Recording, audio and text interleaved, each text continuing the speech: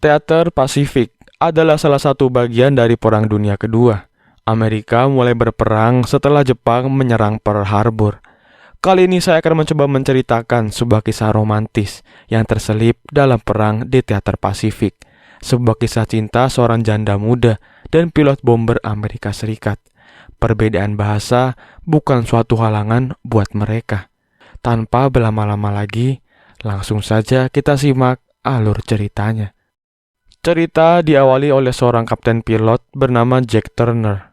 Dia berjalan pincang masuk ke ruangan komandan. Dia menceritakan semua perjalanannya, dan disinilah semuanya dimulai. Setelah serangan Jepang ke Pearl Harbor, Amerika menurunkan pilot terbaiknya untuk membombardir Tokyo. Setelah mengebom Tokyo, mereka akan mendarat di tempat yang belum dikuasai Jepang, yaitu Chungking, Cina. Seorang pilot muda yang terampil bernama Jack Turner ikut ambil bagian dalam misi ini. Singkat cerita, misi dimulai. Pesawat bomber Amerika lepas landas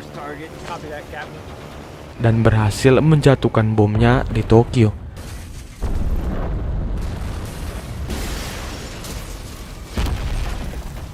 Angkatan Udara Jepang tidak diam saja. Mereka melakukan serangan balik dan pesawat Jack tertembak di bagian sayap. Cerita beralih ke sebuah desa kecil di provinsi Zhejiang, Cina. Seorang janda muda bernama Ying bekerja sebagai pengrajin sutra. Dia memiliki anak sematawayang bernama Nunu. Nunu sering dibully oleh teman sekolahnya karena ibunya adalah seorang janda.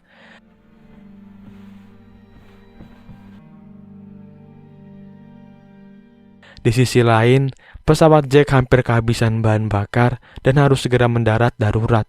Tentara Cina yang berada di Bandara Kuzhou melaporkan ada pesawat bomber yang mendekat.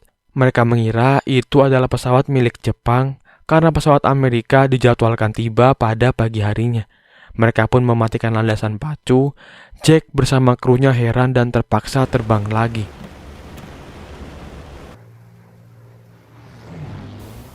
Mesin pesawat Jack sudah hampir mati dan mereka terpaksa terjun menggunakan parasut untuk menyelamatkan diri. Jack yang paling terakhir meninggalkan pesawat terpisah dari temannya.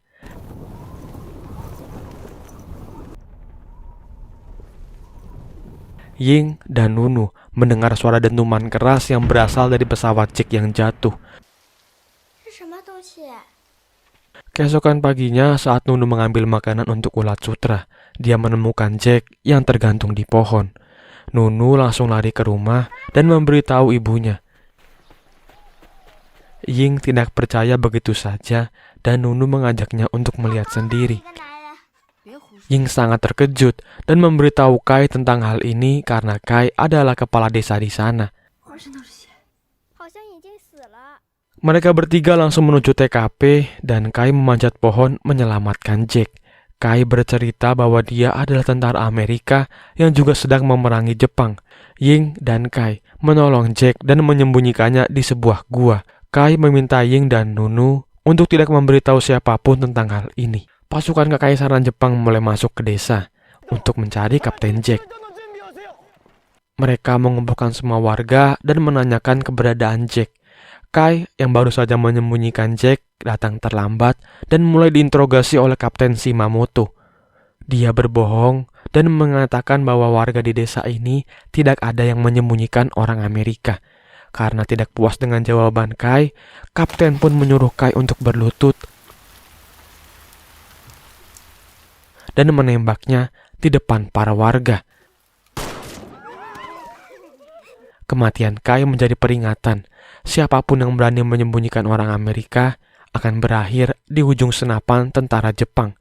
Ying dan Nunu pulang ke rumah dan menemukan rumah mereka sudah berantakan karena digeledah oleh tentara Jepang. Ying memeriksa uang tabungannya di bawah tanah dan untung saja tentara Jepang tidak menyadari hal tersebut. Keesokan harinya, Ying membawakan makanan untuk Jack, tapi Jack langsung menodongkan pistol. Ying langsung lari ketakutan dan melempar makanannya di depan Jack.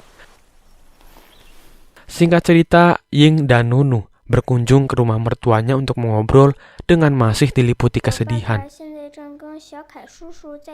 Tapi di tengah obrolan, Nunu hampir saja keceplosan memberitahu keberadaan Jack. Tapi Ying langsung mengajak Nunu pulang. 因为你楷叔，他说过不能告诉任何人。 Pagi harinya, Ying kembali membawakan Jack makanan. Jack ingin mengajak Ying bicara, tapi karena mereka memiliki perbedaan bahasa, Ying langsung pergi begitu saja. Saat Ying sedang mencuci daun, dia mendengar suara tentara Jepang menuju tempat persembunyian Jack. Ying langsung mengajak Jack pergi dengan bahasa isyarat.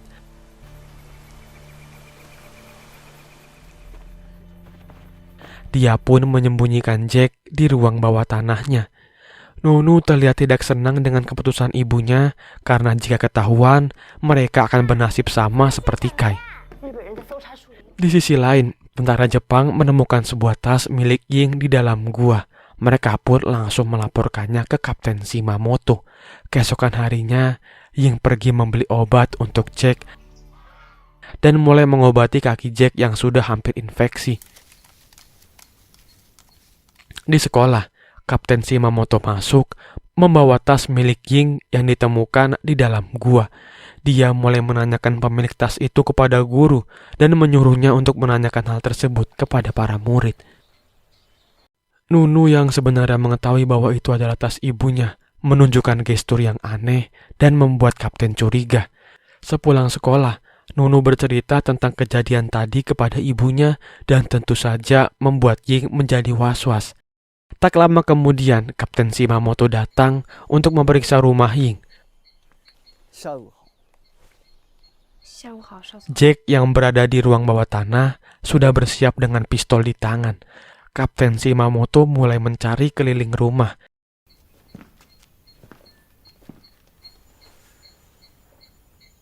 Menanyakan sekali lagi ke Nunu perihal tas tersebut. Nunu tidak mengatakan apapun dan menggelengkan kepalanya. Kapten Shimamoto mulai tertarik dengan kecantikan Ying. Apalagi Ying adalah seorang janda yang ditinggalkan suaminya karena menjadi korban di pertempuran Nanking. Karena tidak menemukan apa yang dia inginkan, Kapten Shimamoto pergi dari rumah Ying. Di malam harinya, Ying mengeluarkan Jack. Nunu mulai berkenalan dengan Jack walaupun terlihat takut. Mereka bertiga makan malam bersama. Jack yang kelaparan makan dengan lahap. Jack juga menanyakan keberadaan krunya. Karena mereka memiliki bahasa yang berbeda, Jack menggunakan gambar sebagai media berkomunikasi. Ying menjelaskan menggunakan bahasa isyarat bahwa keempat temannya telah ditangkap oleh tentara Jepang. Setelah makan, Jack disuruh untuk berganti baju dan membersihkan diri. Pagi harinya, karena ingin mengantar Nunu ke sekolah, Jack disuruh kembali ke ruang bawah tanah. Sebelum kembali, Jack mengatakan tujuannya, yaitu Chungking. Tak lama kemudian, Ying kembali ke rumah dan menemukan Jack sedang membetulkan atap. Tentu saja Ying marah karena hal itu akan membahayakan mereka semua. Ying dan Jack terlibat dalam sebuah cekcok. Tapi kemudian Jack minta maaf karena tindakannya yang sembrono. Siang harinya, Ying mampir ke rumah mertuanya lagi untuk memberi uang hasil penjualan sutranya dan menanyakan sedikit mengenai gerilyawan. Setelah itu, Ying pergi menjemput Nunu. Sesampainya di rumah, Ying mulai memasak. Dia merasa kasihan melihat Jack yang kesusahan berjalan. Dia pergi keluar untuk mengambil bambu. Di dalam rumah, Jack mengajarkan Nunu untuk bersiul. Nunu sangat penasaran dan mereka berdua belajar bersama.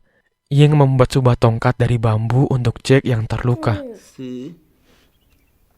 Ying dan Jack menjadi semakin dekat dan cinta mulai tumbuh di antara keduanya. Keesokan harinya, Kapten Shimamoto datang kembali. Kali ini bukan untuk mencari Jack. Dia sangat terpesona dengan Ying dan hendak memperkosanya.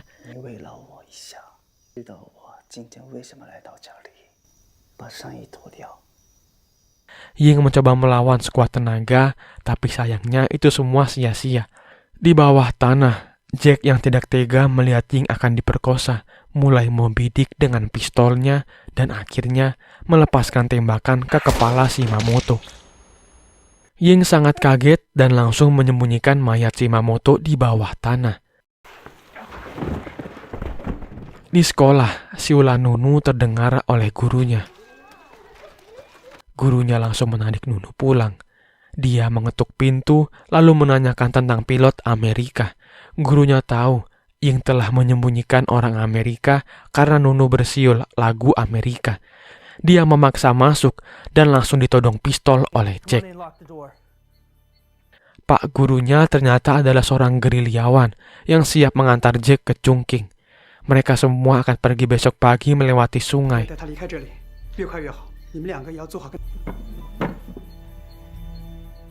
Malam harinya, mereka semua mulai bersiap.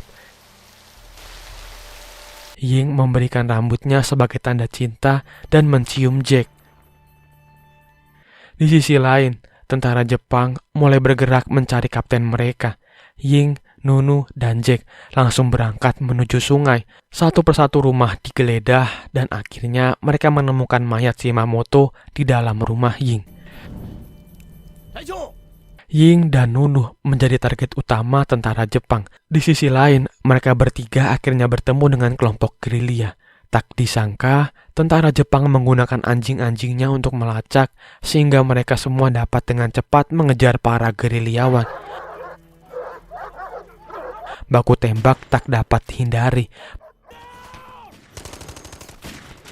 Pasukan Jepang yang terlatih dan berpengalaman dengan mudah mengalahkan mereka semua.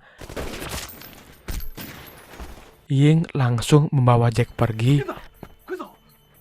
Tapi ketika Ying berlari menuju perahu, tentara Jepang berhasil menembaknya. Ying langsung tergeletak. Tangis Nunu pecah melihat ibunya sekarat. Jack menghampirinya dan Ying mati di pangkuan Jack.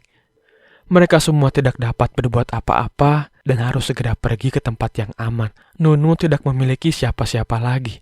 Ayah dan ibunya menjadi korban ganasnya perang. Hanya tersisa Jack yang selalu berada di sisinya. Cerita kembali ke scene awal. Kapten Jack selesai menceritakan kisahnya. Dia bermain bersama Nunu. Tiba-tiba komandannya masuk, memberi tugas baru, dan sudah menemukan orang tua yang siap mengadopsi Nunu. Jack tentu saja tidak ingin berpisah dengan Nunu. Tapi sebagai seorang prajurit, dia harus mematuhi perintah atasannya. Hari itu adalah hari terakhir mereka bersama. Jack memeluknya sambil meneteskan air mata, dan film pun berakhir. Cinta tidak memandang dari mana kita berasal. Cinta tidak memandang bahasa. Cinta hanya membutuhkan rasa. Segitu aja untuk alur cerita film Chinese Widow. Semoga kalian suka dengan video kali ini dan sampai jumpa di video selanjutnya.